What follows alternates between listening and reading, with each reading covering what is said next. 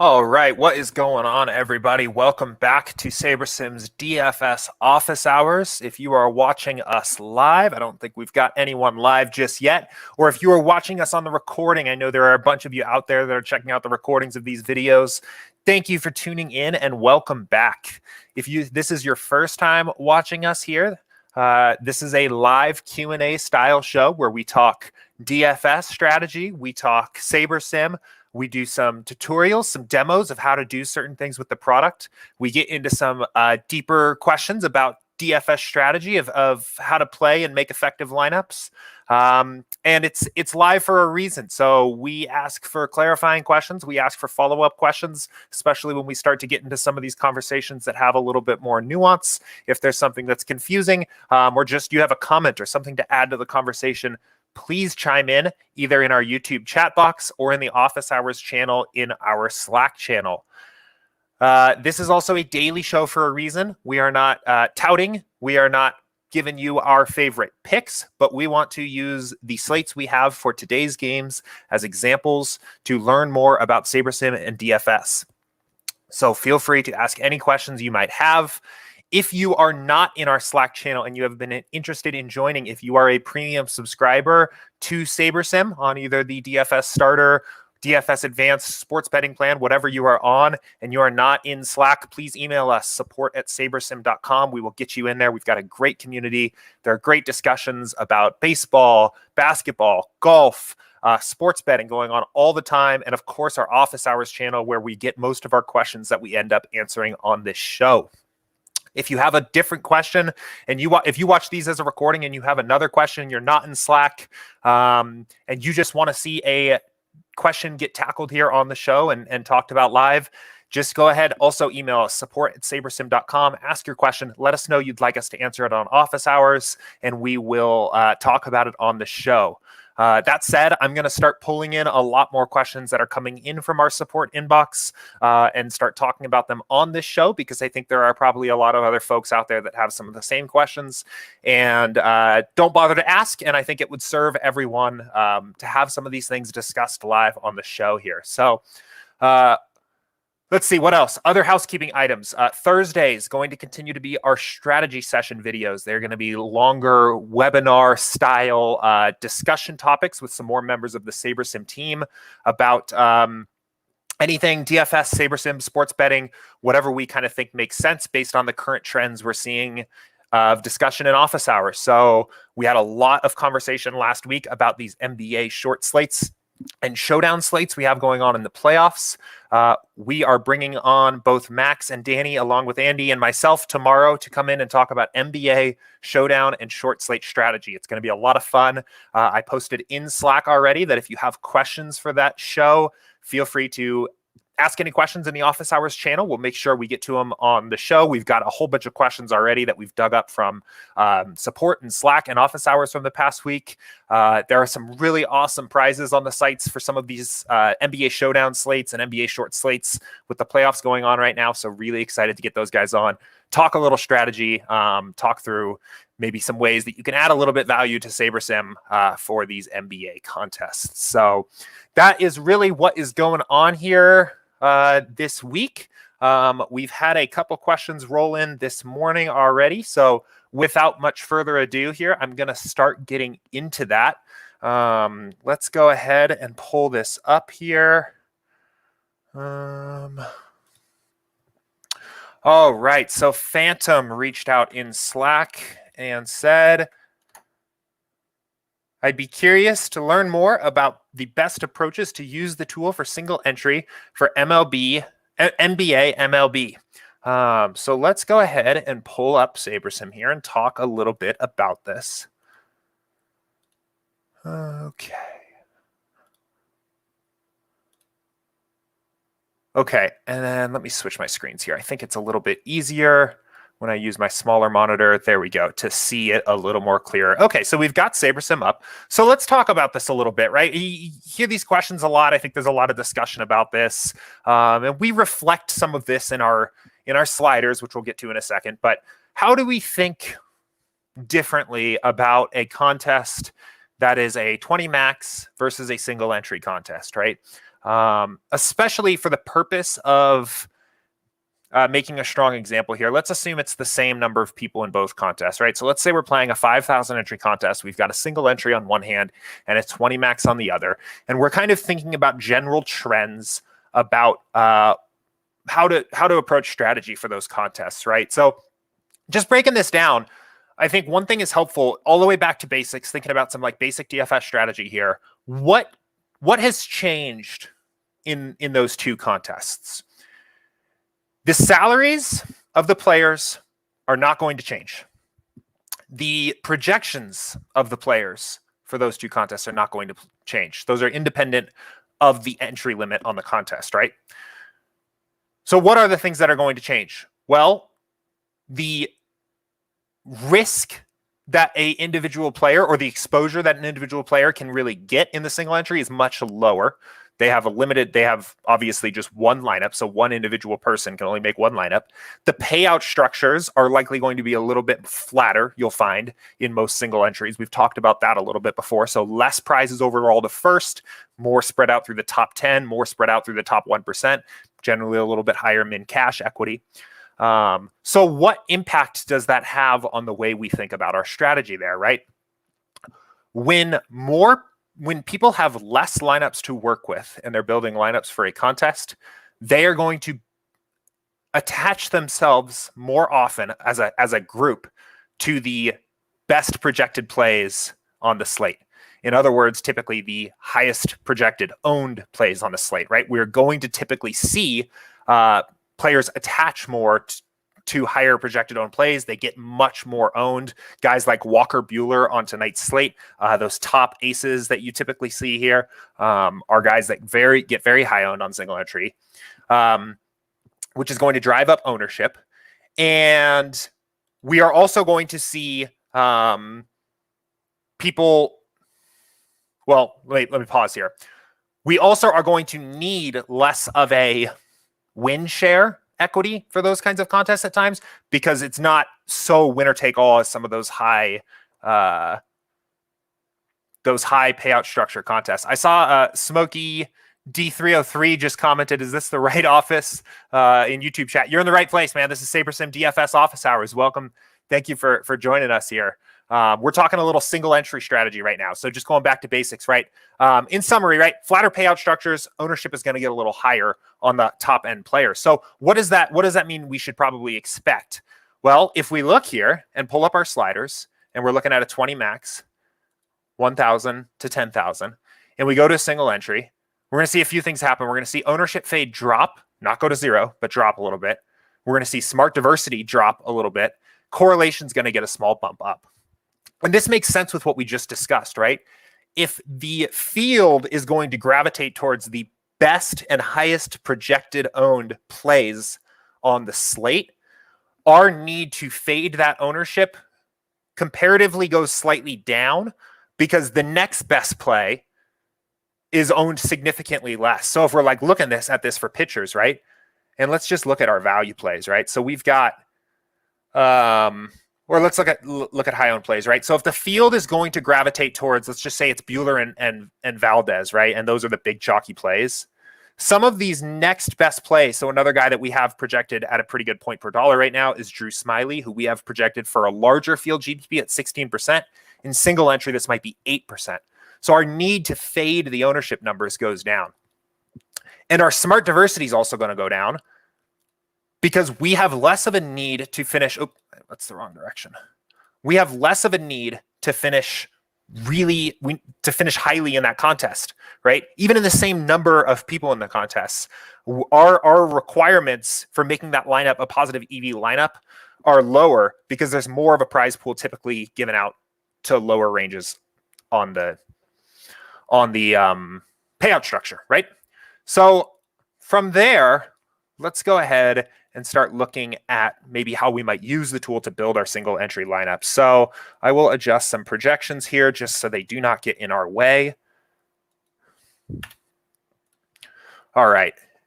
What I normally like to do as a good starting point is I like to have this build more lineups than I need. So even if you're going to play a single entry, I might just have this build 20. It's going to give us a broader pool to work with. For the most part, initial test build, I'm not going to touch a lot of this other stuff. I'm feeling pretty comfortable with what we've got here. So I'd like to at least just see what we get out of this.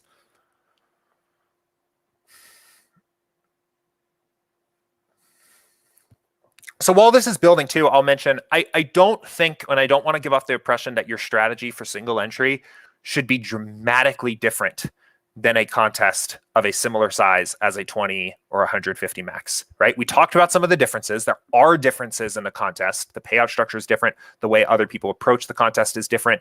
You can see some of that reflected in our sliders. So we're taking that into account.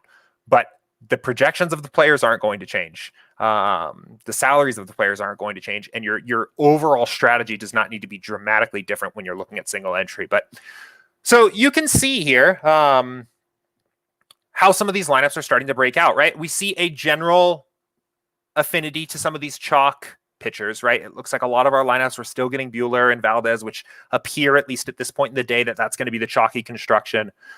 We see some of these next best up pitchers here that are all going to be fairly highly owned in a larger contest, but are probably going to come in much lower owned in a contest like this. And we can kind of just start to see what the lineups look like, right?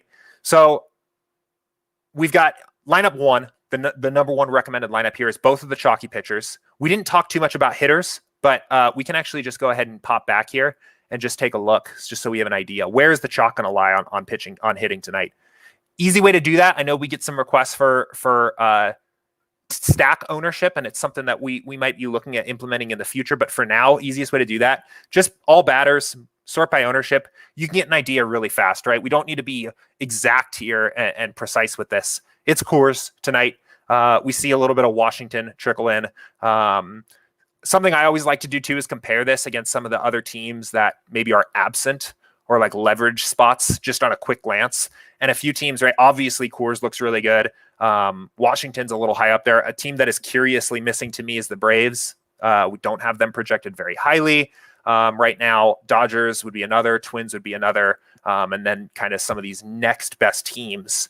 Another thing you can do from there is go back and just see where Vegas is landing on some of these things. We've been talking a lot about this recently this week. So let's see. So I think Twins are likely to be much more chalky than we are giving them credit for here. Braves are likely to be a little chalkier. Coors is obviously likely to be pretty chalky. So maybe the team that is a little bit over projected right now in ownership for us is the Nationals. But anyway, let's stay on topic here with the single entry question, right? And just go back to our build. So we have some idea of where the chalk is going to lie on both pitching and hitting. And we can start looking at these and get an idea of how the lineups are constructed, right? So we talked about this lineup here.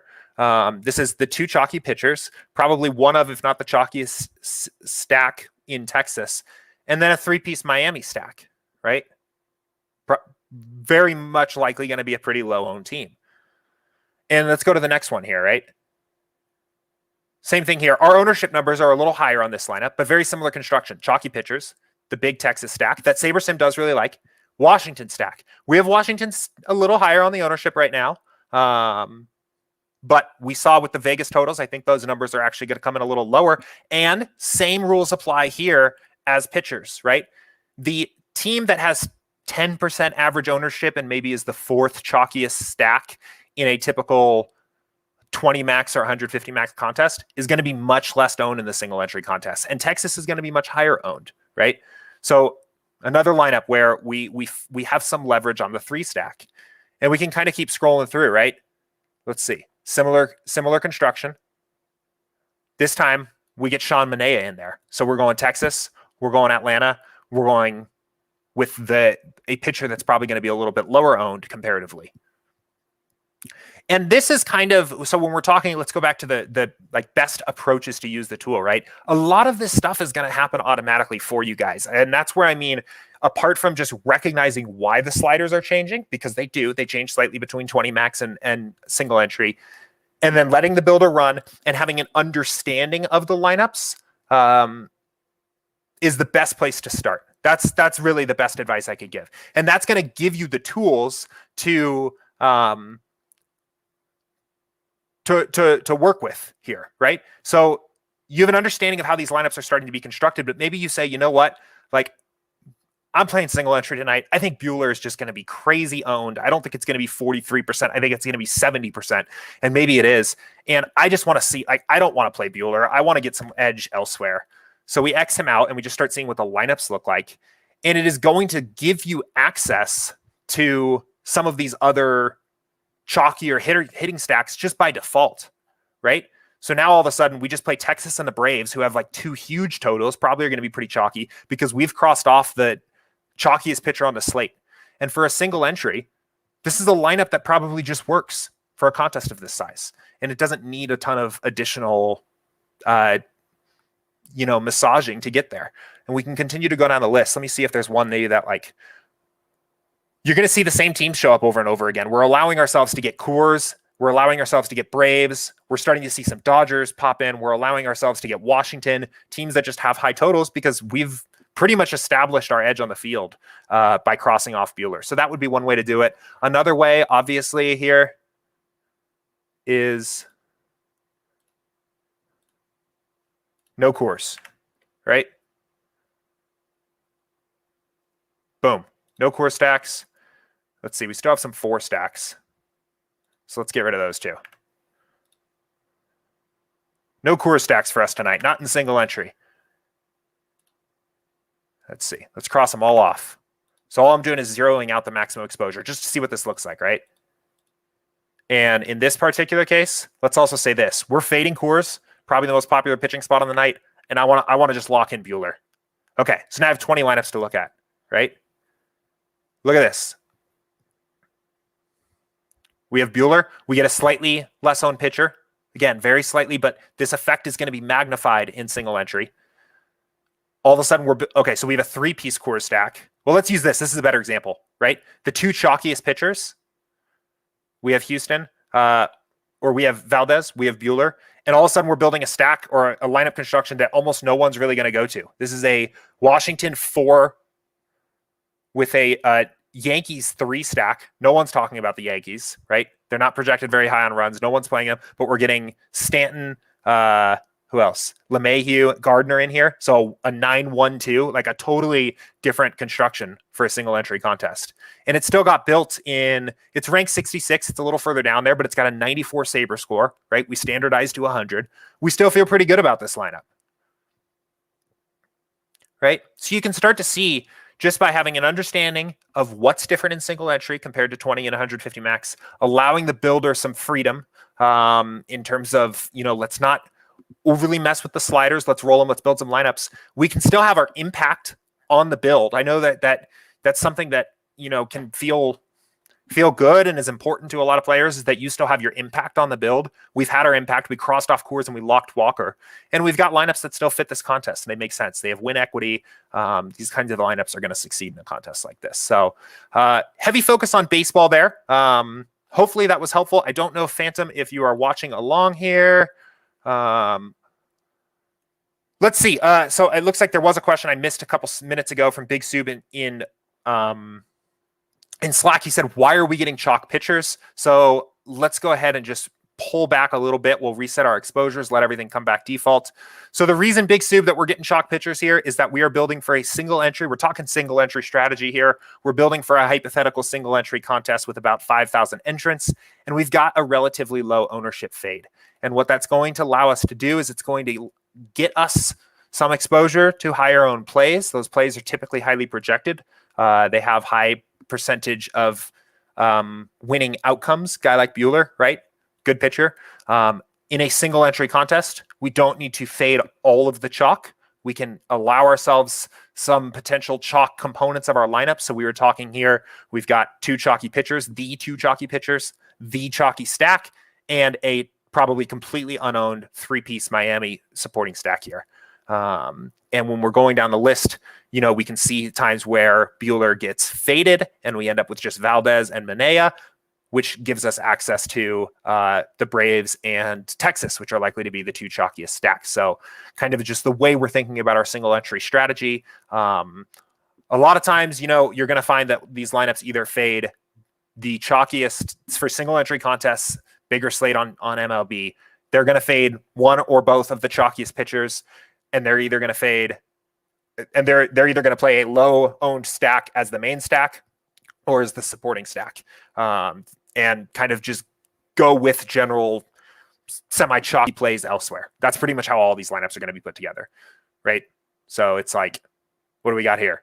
Chalk, chalky big stack, semi lower owned Washington mini stack, right? Similar deal here. That's how these are all going to be kind of put together. So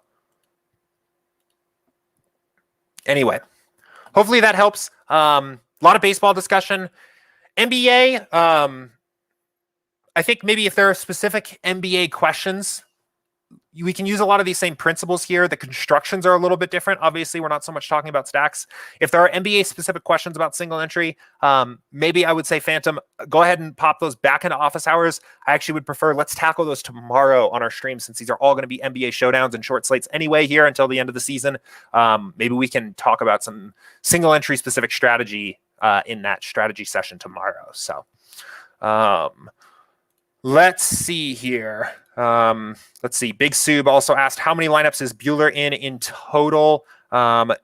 So we built 20 for the purpose of just kind of looking at, right? This is for a single entry, but we built 20 just so we could see them. We actually have 500 total lineups here. So he's in 65% of our 20. Let's see. We can actually see our entire pool. He is in 36% of our 500. And if you guys don't know how to do this too, this can actually be kind of a useful thing. Sometimes we do get questions about like how many of this player are in my entire lineup pool. And you can get an idea of like what lineups the builder is trying out before handing to you, just by setting your total to whatever your pool size is, right? So now we're actually looking at our entire pool. You can see like the builder even tried out like, that's the way I like to think about it. Maybe that's not the right mathematical way of thinking about it, but like the builder tried out a Senzatella lineup, tried out 4 of them, 20 of them, actually 4% of them. And it's not going to give you any of them. But the best one was the 125 ranked lineup. And it was a 4-4 stack with Washington and Colorado. So kind of cool. Always interesting to see like what some of the lineups are. It's always a little fun to see like what some of the worst looking lineups look like, right? Stuff that you're pretty unlikely to get, but probably still not poorly constructed lineups. So we have 2 very, very low projected, very low owned pitchers here in Lopez and Pivetta. And then we build a 5 Boston stack with 3 one-offs. Not a lineup that you are likely to get handed to you unless you really dramatically change your exposures, but it was the last lineup in the pool built there. So, all right, cool. I'm going to keep us moving here. I want to stress one point here as the next topic we discuss. And I think, I'm not sure, maybe we may have said something that was a little bit confusing. But Cash Money mentioned this comment that came up in a previous office hours. And he said, I heard that when filling entries using unique, it randomly selects from the entire pool and not just the lineups you wanted built. Is this true? That is not true. We may have said something incorrectly there. I hope not. But just to clarify, if you are building lineups and you are using the unique entry editor setting, let me see here. I will just go ahead and pull in just so we can show this off. Okay. All right. So here's a ton of contests, right? So there's 214 total lineups. So if we go back to our build here, if I want a unique entry in every single contest I'm playing tonight, if I set this to 214,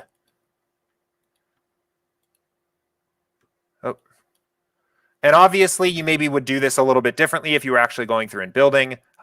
Maybe you're just building 214, but just using this build, if I want 214 and I go in and I set fill and I click unique here, right? Oh, 194. Why does it say that? Oh, it's because I need a save. Whoops. One sec.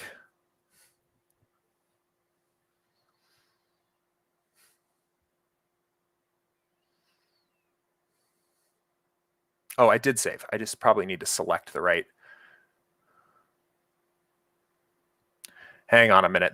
I want to make sure I demonstrate this correctly. So just give this a second to get caught up here. Okay. So we save it. Here, I want to make sure I have a unique.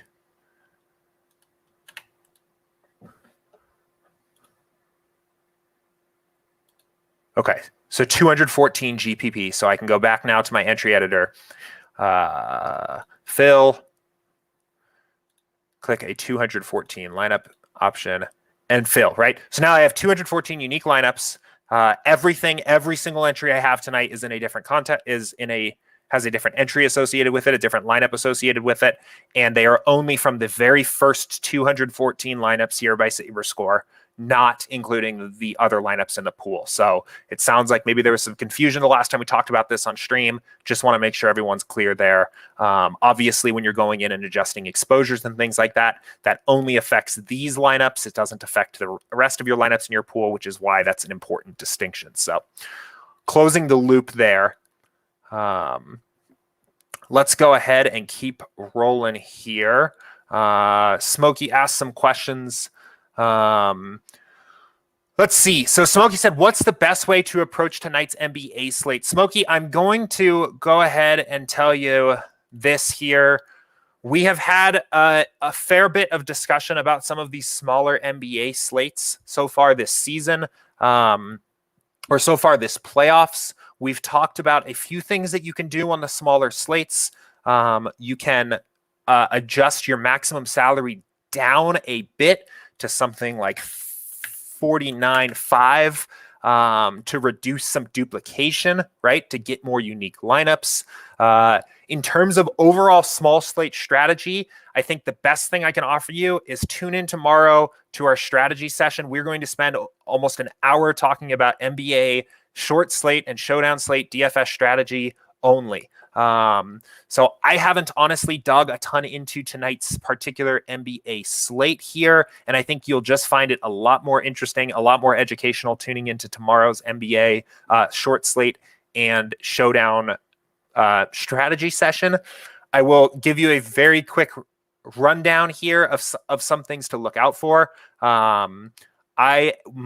One of the strategies that I'm finding successful as we're rolling through the playoffs here is keep an eye on ownership numbers versus ceiling numbers. And when one of these numbers gets a lot higher, I think that's maybe a good opportunity to come in under the field on that player. And if one of these numbers gets a lot lower, it's an opportunity to come in over the field on that player. So obviously a player that stands out to me right now is Bradley Beal. Again, haven't done a lot of research tonight. I'm not touting Bradley Beal, but just the way I think about the game theory of these small slates.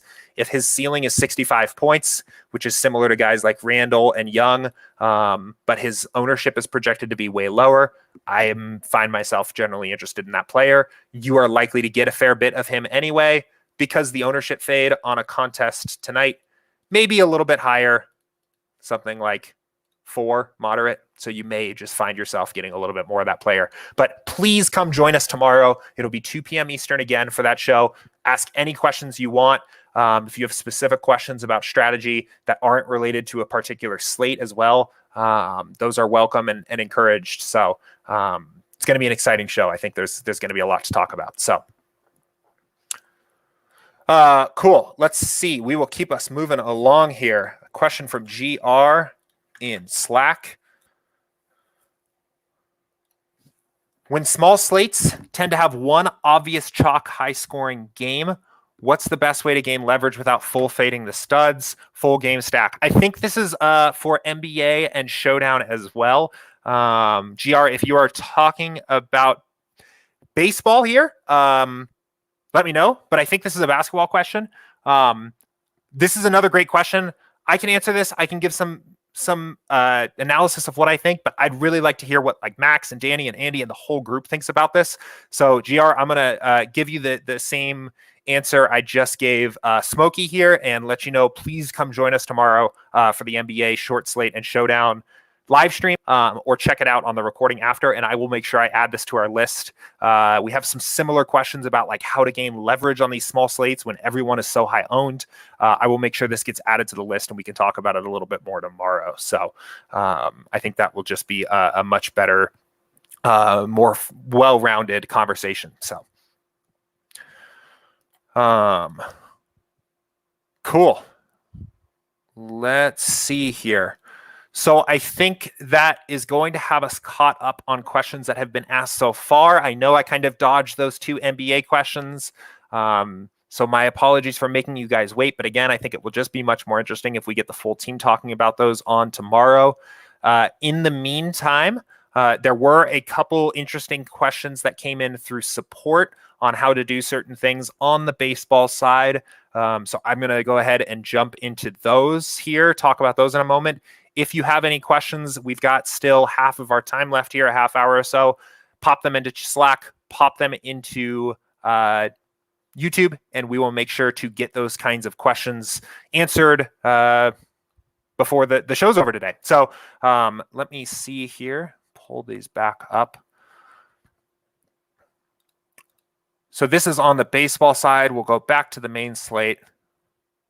So we have gotten a couple questions recently about when I'm running MLB DFS lineups, I'm not getting the teams I want in my stacks, and I'm not getting the stack types I want after my build. How can I get more of those teams? And there's a few ways to go about that. So let's go ahead and run a build here. And let's just say we're playing one of the bigger 20 max contests for tonight.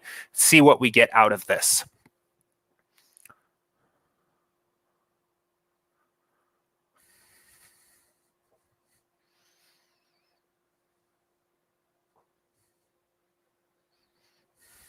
Probably could have just used the build we've been working with this whole time, but we'll get a fresh build in there. No harm, no foul.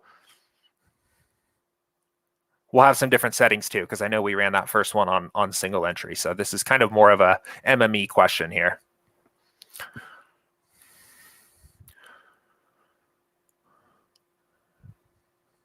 Okay. So first question, we get this somewhat often, is I'm not getting a team I wanted to stack, or at least have some of, is not showing up in this list. So let's say, for example, you knew that you wanted to have some Oakland stacks tonight. And sure enough, you run your build and you have no Oakland. So regardless of whether or not you're taking that as an indication to maybe rethink your perspective on the slate, which maybe you are, let's say you've just decided, no, I definitely want some Oakland and I'm not getting any. A good way to do that, right? You'll see you can't set a minimum exposure to a team that doesn't show up here, right? On the player side, you can, and that's going to be the easiest way for us to get there. So if you check this box, it will show all the players on the slate. We can go to batters, and then what I recommend is sorting by the team, scrolling down, and we can see Oakland, right? We're not getting any Oakland. And you can just start assigning some minimum exposures to some of the bigger Oakland bats. So maybe you give yourself 20% Matt Olson, and he shows up. A lot of times in baseball, this is just you're pretty much just done, because it's not going to give you 20% Matt Olson one-offs. It's going to give you some stacks. So you can see all of a sudden a bunch of Oakland players just got brought in. And now all of a sudden we're going to have them show up as a stack here. And sure enough, we have 20% Oakland stacks.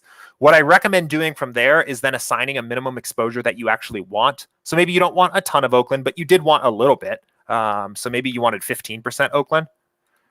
Then you can go back and remove the exposure setting on Olson and basically say, okay, I want 15%. That's 3 lineups. Give me like your favorite 3 Oakland stacks, speaking to SaberSim in that sense. So, and there you go. You've got them right there.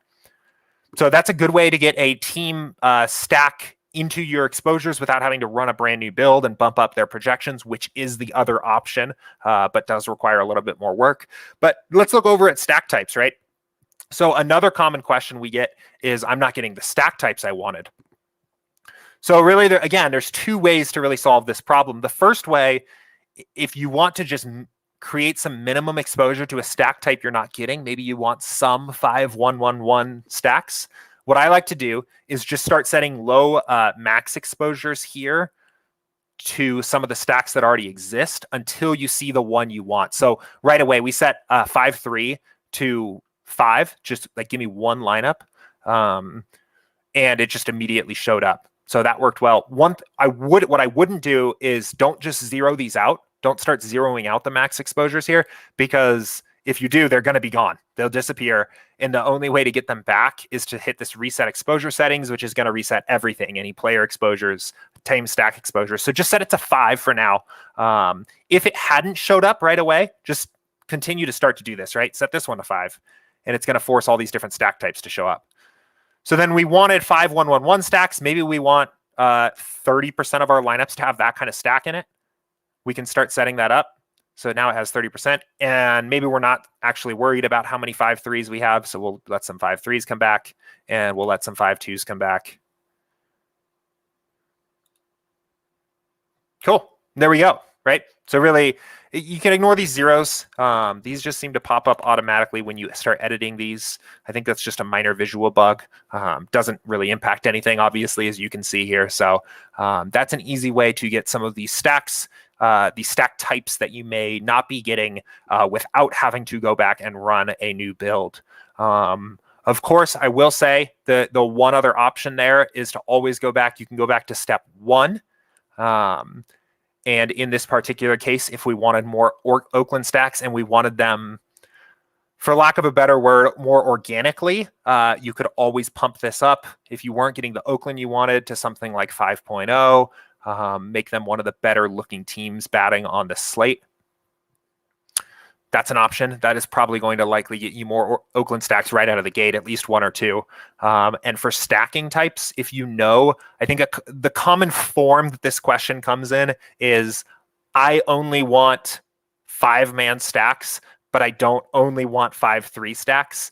An easy way to do that is to just start by using the manual stacking rule. Set a manual stack here. Tell the builder you only want 5 stacks. It's going to reduce a lot of all the other kind of stack types that you don't want anyway. And let's actually just run this now with these 2 changes.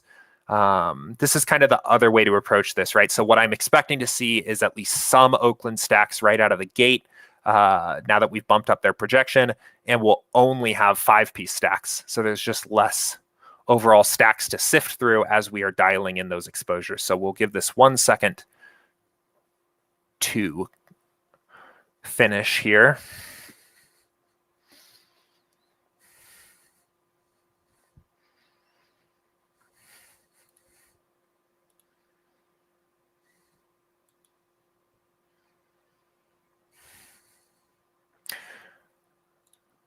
Let's see.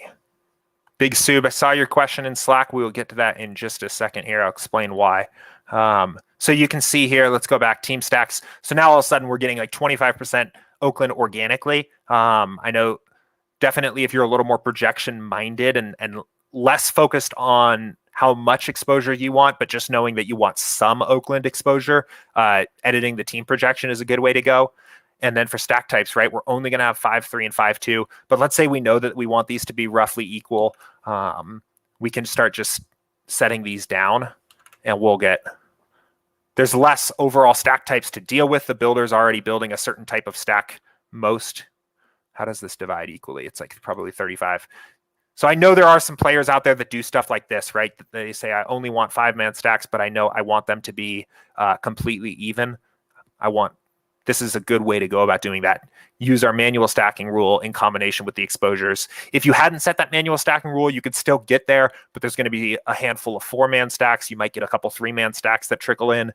Just a little bit more to sift through rather than just doing it nice and clean like this. So, okay, hopefully that was helpful. Again, that question came in through support. I think there was a lot to talk through. I think it was useful conversation here. So, continue to send any questions that you have through our support channels, and we'll pull out a couple of them that are good office hours conversations and talk about them here on the show. So Big Sub asked here in Slack, I think kind of in response to that last build we were looking at,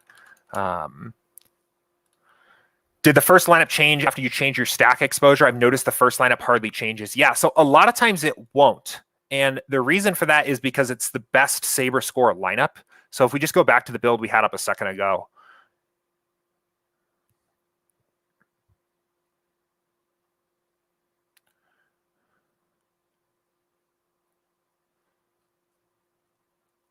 Okay.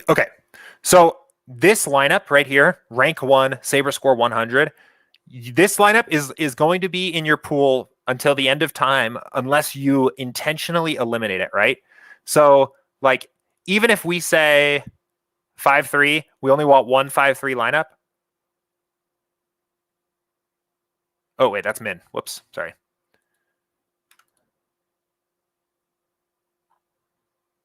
Okay. Interesting. That didn't necessarily have the effect I thought it was going to have. It must be because it's the entire pool of lineups we're looking at. Anyway, the larger point is here is your first lineup in the pool is often going to stay, and it's going to be pretty resilient because it's the highest Saber score lineup, right? So it's not something that the builder is going to want to get rid of, want to let go of, unless you essentially completely remove it. So I think what I just saw, though, that was kind of weird and a little bit of a surprise, and I may need to follow up with Matt or somebody on this.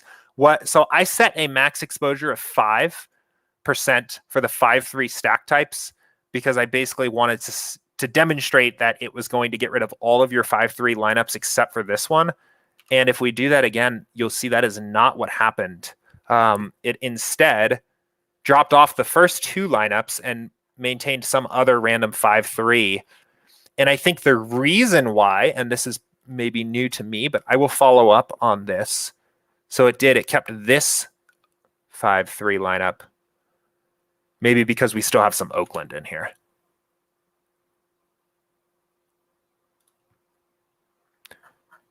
So yeah, that's what happened. Because we had a minimum Oakland exposure, it sacrificed this number 1 lineup and used an Oakland 5-3 stack instead. So one reason that might be is that the only Oakland stacks we had in the entire pool were 5-3, or the best Oakland stacks in the pool were only 5-3. So it kind of needed to use those. That's probably what I think happened there. But the larger question here, your first lineup is often going to be pretty resilient. You're not going to see it drop off until you really basically make it drop off by Xing out the stack type or the team or a certain player that appears in that lineup, because the builder thinks that this is the best lineup it made and it doesn't want to get rid of it very easily. It's going to hold on pretty tightly to that lineup. Of course, if you hate it, always check this box. It's gone. Fill back up to 20. It's going to pull some other lineup in there. There you go. If you ever want that lineup back, you can go to trash. Trash is going to refer to lineups that you removed yourself. Unused is all the lineups in the pool that it's currently not using, many of which are eliminated by other exposure settings that you have, right? So this is the rank 5 lineup. We're not using it because it's a 5-3 stack and we're only allowing ourselves to have one of those. Pool is going to be every lineup. And then just like we mentioned, trash is going to be lineups that you specifically removed. If you want to remove it from the trash, add it back into the pool. Shows back up. So went around a few different places there, but I think don't often talk about what these different little tabs are here. So pretty useful.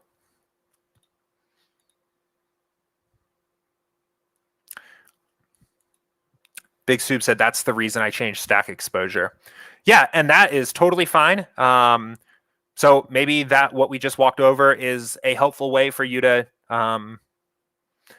eliminate that without diving into exposures, right? And I think a lot of users, especially if you're doing 150 lineups, right? We have 150. Actually, this is not going to like this. Yeah, because we have too many.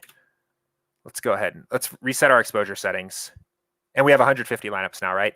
If you have 150 lineups, it's kind of a lot to go through and say, I don't like this one. I do like this one. I don't like this one. But if you're building 5 lineups, I know a lot of folks out there building like 5 lineups of Slate. Well, pretty easy to actually just go ahead and say, like, do I like these lineups? And if you're saying I don't like Colorado, easiest way is still to just X Colorado. But if you're saying, I don't like this lineup, it might be easier for you to just uncheck it. You go through, do I like the other ones? Yeah, this one's okay. This one's okay. This one's okay. I don't like this one. Uncheck. And you can click fill, and it'll just give you the next two. But you can also go ahead and go into your unused pool and just start looking around here. Let's see. Steve Marin just said, I think mining your unused for teams and stacks helped. Yeah, that's a great way to do it too, right? And I think maybe some users that have come from some other lineup optimizers out there. And I think Awesemo too actually talks about doing this strategy a lot, which is probably way more automated, but building like 1,000 lineups and then going through and picking the top. That's essentially what SaberSim does out of the box for you, but you can still kind of do exactly what Steve talked about here and mine your unused, right? So if that resonates with you. So like if we're just playing at 5 lineups and we already know we've got some Colorado and some Dodgers and we're just looking for some different stacks, you can go through and kind of visually do this here, right? Let's see. Yankees and Rangers. We don't have either of those teams. Maybe we like that one. Let's check that box. Baltimore, Colorado. And this is just assuming maybe our goal here was to just be a little different, get some different teams in here. You can totally do it this way. So maybe Baltimore and Twins. That's an interesting one. Where did it go? Did I check it? Oh, it was a 4-3 stack. That's why it's not showing up there. So yeah. So yeah. Some cool stuff over there. All right. We got about 15 minutes left here now. Any other questions for me today, guys? Especially, I would say NBA questions are welcome. We will tackle those on tomorrow's show because they are all small slates and showdowns. I'm very excited for that show. So again, 2 p.m. Eastern tomorrow. We will announce it in our Slack channel in the morning and make sure everyone knows. But we will have the full team on here talking about some NBA slates and showdowns. Any other questions? Anything going on here? Baseball, golf, any other questions anyone has today? I'm looking back through Slack to see if there's anything that has come through that I've missed or anything that we could maybe spend a little time talking about here. But I think we are pretty well caught up.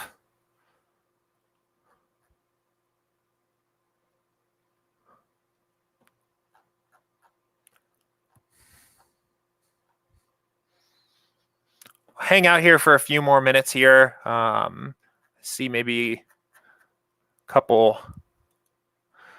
Oh, all right. So here's one. Wise Guy said, what's the best way to limit gaps in stacks? I'm curious what you mean by that, Wise Guy. Maybe you can give me a little bit more detail. Gaps in stacks. I don't know. I'm a little confused by the question there. I'm maybe thinking if you were playing like a very flat lineup structure, like if you wanted coverage onto a whole bunch of different lineups, how maybe the best way to go about that. Maybe Wise Guy, you can give me a little bit more detail in Slack here about what you mean by gaps and stacks, and we can come back to that. So let's see. So Steve Marin asked another question. How can you show the detailed projections and how you can compare team to team? Yeah, I'd be happy to. Gaps and stacks similar to bros and hoes. Maybe, I don't know. But anyway, so yeah, detailed projection, how you can compare team to team, right? So if you click this little button up here, detailed team projections, it's going to replace the team totals with this big opened up table view here of all the detailed projections. I will add, if you click this download button, you're actually even going to get more data. You'll get like our entire data pool of everything that we're thinking about for these players. And it's going to break down detailed individual player metrics for each player. These are mean averages across every simulation we have for the player. And it can be pretty useful as another way to find a little bit of upside. So we talk a little bit about these range of outcomes that allow you to visually see the upside of certain players. But, a few things that can be pretty interesting in here are strikeouts and home runs for pitchers and hitters respectively. I think in terms of what I actually use, those are probably the things that I'm looking at the most. If I find I'm getting, I play a lot of 5-3 stacks, but if I'm finding that I'm getting a one-off fairly often, that I'm a little bit surprised by, one thing I might do is go look at batters and just kind of get an idea of what his home run equity looks like. So like a player, like, honestly, the kind of player I'm talking about is someone like Ryan Zimmerman tonight. Like I could totally see that being a guy that you get in some one-offs that aren't in your Washington stacks. And I'm thinking, man, do I really want to have that much Ryan Zimmerman as one-offs? But if he has the third best home run equity in the entire slate, looks like we're assuming he's going to bat cleanup right now for Washington. That would make me feel a little bit more comfortable about that. So that's something useful. Also for pitching, right? I think strikeouts can be pretty useful to look at here. Just as another idea, this stuff, I guess, let me remind you all, this stuff is obviously already baked into the mean projection. So I would never, ever go look at a strikeout total and say, Manoah, a little over 6 strikeouts projected. I'm going to bump up his projection a little bit. I would not do that. That's not the way I would think about it. But what this could do is basically help you to understand why a certain player's upside is what it is. Especially on the hitters, I think is a little more useful. So those are 2 statistics I look at. Quickly, I'll jump over to NBA here and also say a couple things about NBA. Right, minutes is huge. I'm always very interested in minutes. That's probably what most of the time I would do here for NBA players. Especially users often ask, I think we've been getting a lot in the playoffs because there's so much attention focused on news breaking. We'll hear things like, the sim never updated because this guy's announced starting. Well, a good thing to do, let's say we were concerned like possibly with Dallas, just as an example. And this is a good example, right? Kleber's questionable again, and maybe all of a sudden right before the game starts, Kleber is playing tonight and he's starting and the sims don't run. And there's a whole commotion about the sims not running for the most recent Dallas update. Well, you can typically just open up the detailed projections and see it is here 12:50 p.m. In my mountain time zone here, and Maxi Kleber is already projected for about 34 minutes. We're essentially assuming he's going to start. If we get that news, that's not going to cause a resim because that is what we are already simming. So you can often check that way. That's a good way to see if news has changed there. Let me open up. I want to see one more thing on the downloaded information to see if no.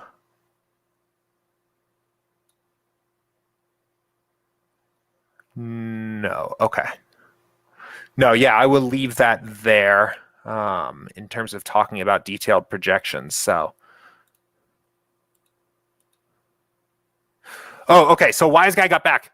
For hitters in MLB, I only want a max of 1 gap in the order. For example, 1 through 4 and 6 instead of something like 1 through 4 and 7. That is a very interesting question. So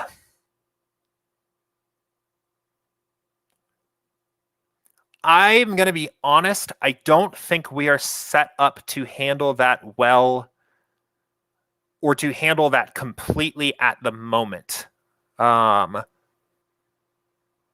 You have the ability to set a variety of stack rules here in the manual stacking rule, and you can limit the order spots used. So, for example, for our 5-man stacks, we could say we only want 1, 2, 3, 4, 5, 6. Let's see, 1, 2, 3, 4, 5, 6. And if we did that, I would have to like check the math on this, but I think that would guarantee that this would probably be the easiest way of guaranteeing that you don't have gaps. But of course, then you don't have any 7, 8, 9 stacks, 5-piece stacks at all, which probably isn't much better. So in terms of a way of dynamically or automatically just limiting stacks at all, honestly, wise guy, I don't think we're super well set up for that at the moment. I would say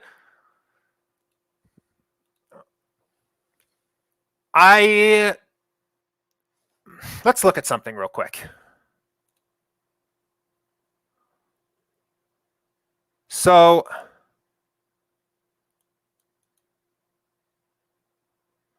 let's look at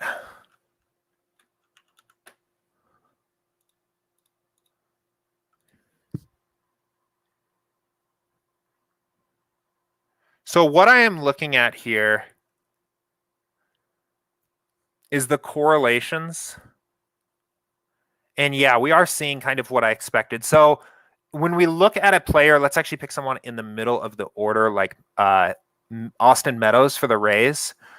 The correlations of those players are going to match that batting order generally pretty consistently. So we see Meadows is going to be most correlated with Diaz, Margot, and then Arozarena, who are batting close, right? 1, 2, and 5. And I would say if you want to emphasize the effect of the batting order on your lineups even more, I would up your correlation slider. If you are comfortable with cutting off bottom of the order pieces and sacrificing some of those pieces to make sure you don't have gapped stacks, I would check out using the manual stacking tool and just removing. So theoretically, I think if you have any 6 consecutive batting order spots, I would assume you typically want the first 6 of these. This will make sure that you don't have any more than 1 player gap in your primary stack. But I don't think we have a way right now to basically say eliminate any lineups where the 2 batters are more than 2 places apart from each other in my stack. I think I would like to see some data on it. But I think that guys kind of go off. Let me look at this real quick while we're here. So DK Live, I think they're planning on decommissioning this, but it's a pretty useful tool for now for looking back at performance of players.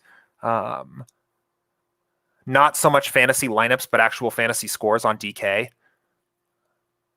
I wanted to basically look at just in general.